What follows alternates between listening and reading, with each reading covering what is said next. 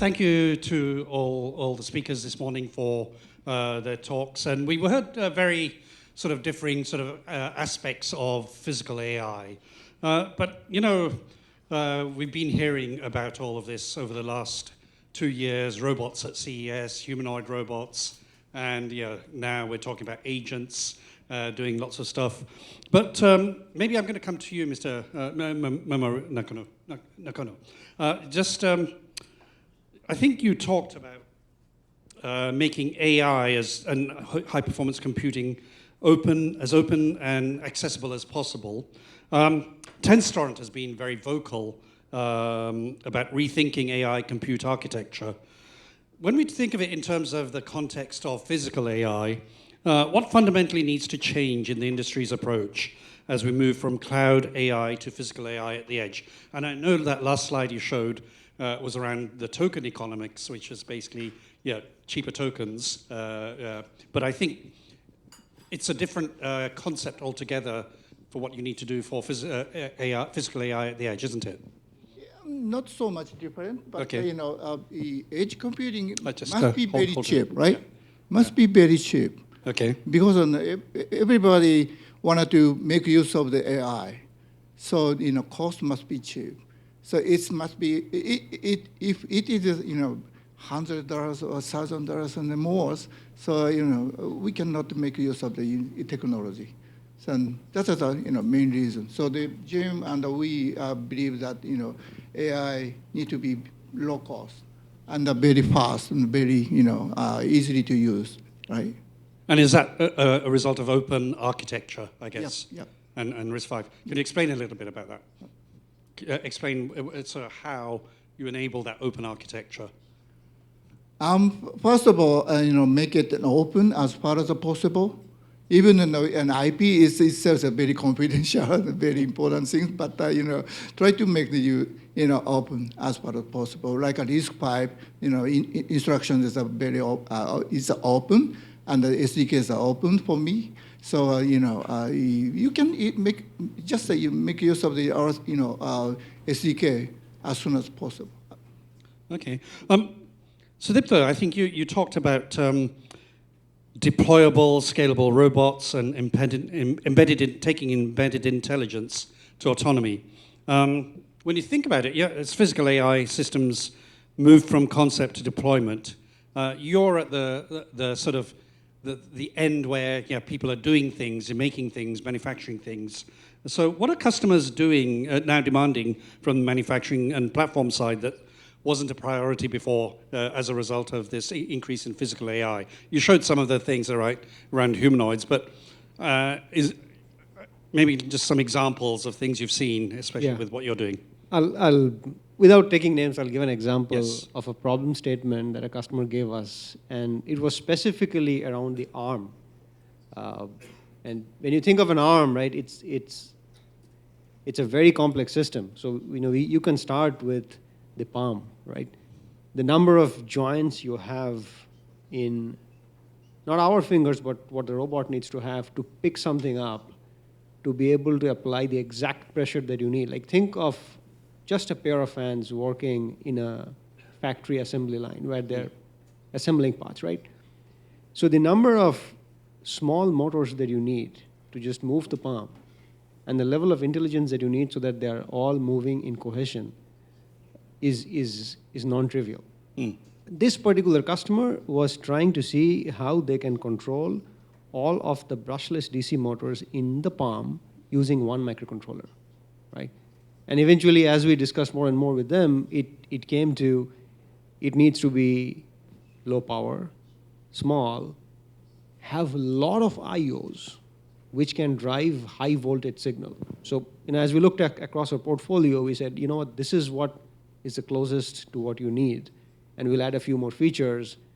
And from there, we'll evolve into something that they can really put I mean, size is also a big aspect when you think of an arm, right? So that was just a palm. And then you go to the joints, right? And then you go to from the elbow to this joint, and the requirement of not just processing, but the level of mixed real-world signals that it has to deal with is something that we have not thought of. So these are valuable inputs which we are getting, where we are adding feature set not just for compute and memory, but also interconnect, motor drives, size, packaging, the physical XYZ of the solution. So that's why when I think of a robot, the first thing that comes to my mind is a hand, because that's the one that's doing most of the actions, right? Yeah. The legs will take it from point A to point B, but once it's there, and you're asking robot, make me a cup of coffee, it's really the hands that are, doing a lot of stuff. Are you seeing a demand for that that sort of hand-type movement and things like that? I mean, people doing things like that, or is that mostly in sort of industrial environments at the moment? This particular customer I'm talking about wants to build a humanoid, right? But in industrial, or no, this is this classic humanoid, which they want to deploy, of course, in the factory floor as well as everywhere else. I do not have an exact example, let's say, of an industrial robot, but I would imagine that once the robots, I mean, the picture that you have, I can see it over there. I think that's close like a KUKA robot. All you see is one appendage which picks things up and drops things down. Behind you. Right? It's behind me, exactly. Now, from this to this is in itself a transformation, which I'm sure is going to push us in all different directions.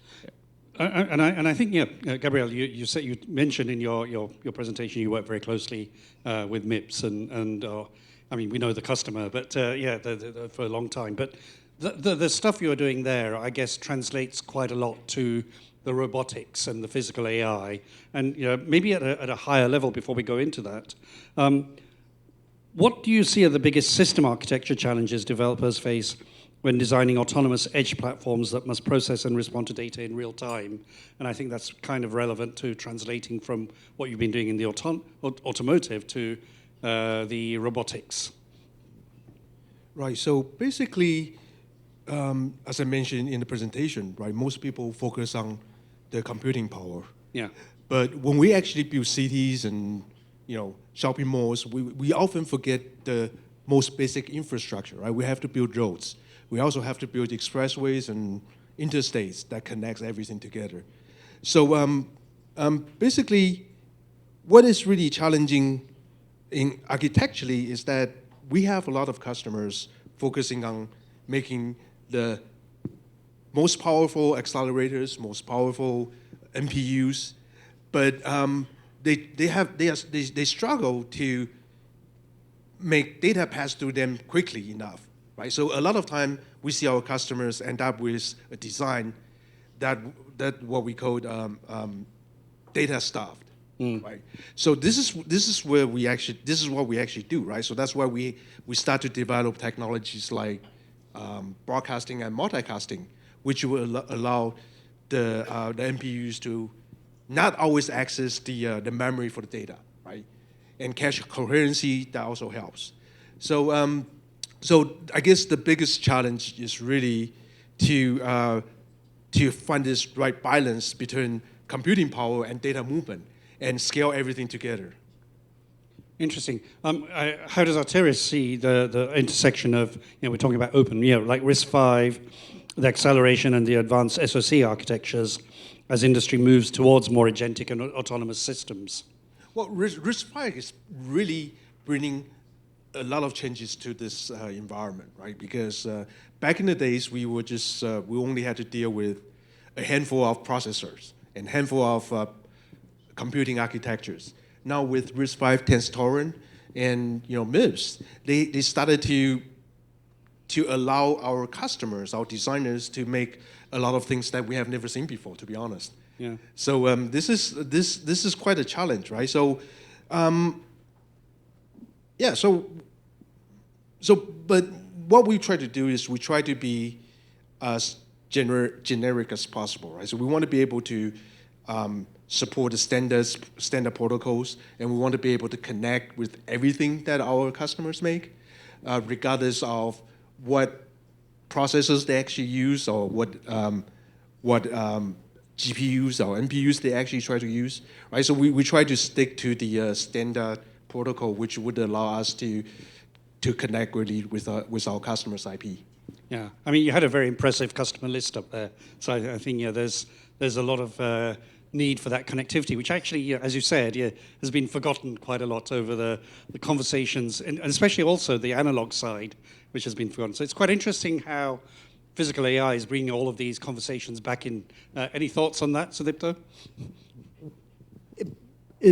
I agree with you. Like, that's my first thought. But let me think of one more example of what you said, right? Like, yeah. And the word physical itself kind of helps that definition. Let's talk about sensors, right? Yeah. Two things: sensors and connectivity, right? A car or a robot to move inside this room and be able to maneuver all the obstacles that you see, it needs to sense the physical world, right? And that it will sense either through vision, can be ultrasound, can be a very high precision radar, right? But then once you sense it, the information has to travel from the sensing modality, can be a camera, can be speech, to the compute at a very high speed and a reliable speed, right? And that's where you get to decide whether it's Ethernet, it's SerDes, it's something else. It's kind of the problem that he talked about, connectivity, but in a system, right? You have connectivity inside the chip, you have connectivity inside the system, and then you have all the sensing piece of it. So it's, I guess, the way I would kind of echo back what you said, Nitin, is it's not all about digital processing. Yeah, and I think that was the point of my question. Right. Eventually, it has to be processed, but yeah. to get the information to the processor Yeah. and to get the decision back from the processor to the place where it needs to do something about it, there is a lot of innovation that needs to happen in that path. Any thoughts on that? Yeah. Well, it's a system problem, right? Yeah. It's just not. It's not an independent connect problem. It's not a processor problem. That we all have to work together somehow to figure this out, right? We need the foundries to be able to support the manufacturing of, with the right IOs, right? The analog IPs. We need the processors to do the heavy loading, right? To do the computing, right? We need the interconnects that connects everything. So I think the way we see this is that nobody can do this alone, right? We have to. That's why this partnership is so important, because this allows us to sit together and figure out how we're going to tackle this challenge. You said something very core to this whole industry. Nobody can do this alone. I interviewed the Minister for the National Science and Technology Council this week, and he talked about how, despite Taiwan's position in the global electronics ecosystem, it does involve a lot of international collaboration, and not just international, but industry. And on that basis, I think, one of the things I think I was going to ask you around what Tenstorrent is doing is around that whole openness for processing architectures, and how is it different to data center training for doing edge AI? And I think, I suppose my question is, agentic AI systems need to think and act in real time under tight power and latency constraints. And how does that challenge make it different from training or inference in the data center? Technological point of view is each segment required each specification and functions.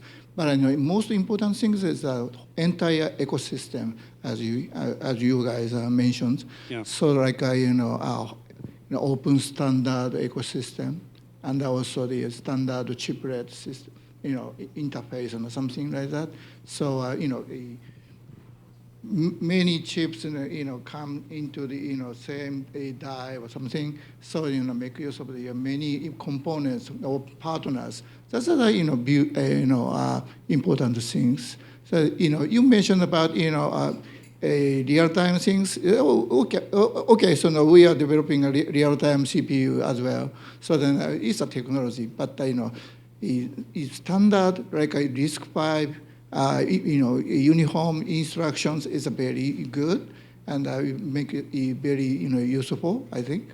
And also the chiplet is now getting a standardized day. So it's probably every vendor make their own CPU and accelerator, but depend on the same standard. It's we exchanging the technology and make a partnership together. So that's a whole ecosystem. So I'm going to ask a question which maybe you'll be too concerned to answer. You probably want to ask Jim, but your CEO. But looking ahead, what breakthroughs, whether in hardware, software, or system architecture, and we're talking about the whole software to silicon to software here, what breakthroughs do you believe will define the next phase of physical AI adoption? Put Jim's thinking hat on. Oh my gosh. I mean, I'll open it to the floor. I think it's open to everybody, actually. Yeah, so stacking things like stacking memories, stacking CPUs. So the image sensor with stacking with CPU and accelerator as well. So the intelligent image sensor and so on. So such kind of a new technology makes it happen for the more rich function and reducing the software. So you're more beyond multi-die, that stacking, like the memory is doing at the moment, like 32 high, and whatever. Yeah. Any thoughts? Breakthroughs? I'll give you some thoughts, and we'll have to wait a little bit for the breakthrough. We are really focused on TOPS per watt. Yeah. Right. So we have kind of made this an internal mantra that the next platform that will develop, which is really tuned towards delivering physical AI, will have to focus on TOPS per watt. Meaning, yes, you can deliver some level of compute, but how much wattage are you consuming, right? Yeah. So you'll see JF make announcements, do investments around TOPS per watt. The other thing, and it's kind of a plug, Nitin, but you had an ecosystem question, right? Yeah. We quickly realized that for us to offer solutions in the physical AI space, just being a foundry is not going to be enough, right? This is why we have MIPS. This is why we have ARC. Yeah. And there are a few other things that we have to do to kind of not try to solve it with one tool, but bring as many tools as we can in the whole ecosystem to provide an optimized solution. And that has to start from software down to transistors, right? It's a combination of all of these things. You're coming back to a story that I've got to tell. Hope James doesn't mind me taking a bit more time. But when we were doing the ARC journey back in the 90s, one of the things we realized is it was a part of an ecosystem play. So that's where then we were working with tool providers and IP providers and protocol stacks. So we acquired 3 companies. We acquired MetaWare for the tools, the tool chain, which is in Santa Cruz. We acquired V Automation for some of the IP and Precise Software Technologies. And I think that's plays into what this whole ecosystem story. So it's still going, and I think that's. I'm quite happy that you said it's all about putting more into it and putting the bigger picture. I think we should probably close, but what are your final thoughts? Maybe I'll start with you at the end. What are your final thoughts on sort of making physical AI happen at the edge? Rapidly changing in the market. So, first of all, please enjoy the new technology, and also we also enjoy the new, technology and also the usage. So, yeah.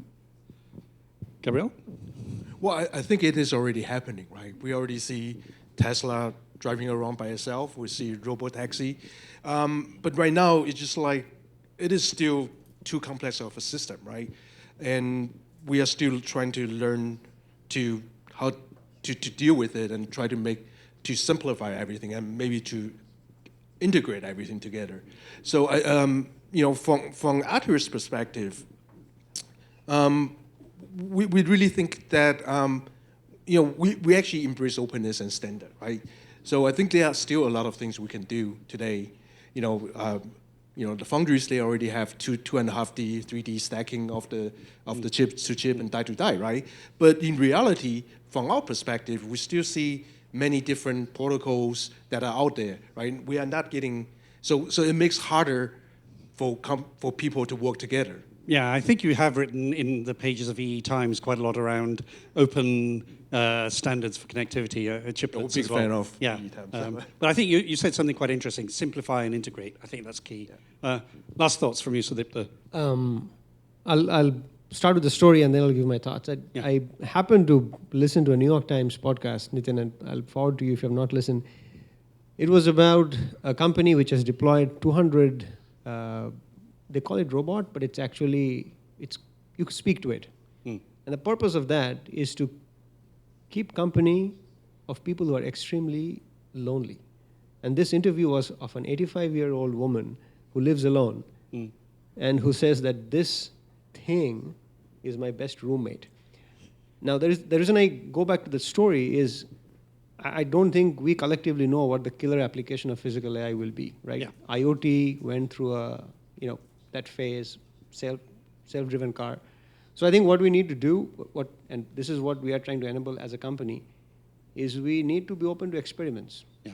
And we need to be able to create an ecosystem that can help make those experiments not very difficult. Because once we have 1,000 experiments, 10 of them will turn out, and some of them will be the killer app that physical AI will survive on. Well, if there's one industry that does do experimentation in my 4 decades of doing this, I would say this industry is really good at innovating and experimenting. So on that thought, thank you very much to all our panelists. A round of applause for our panelists here.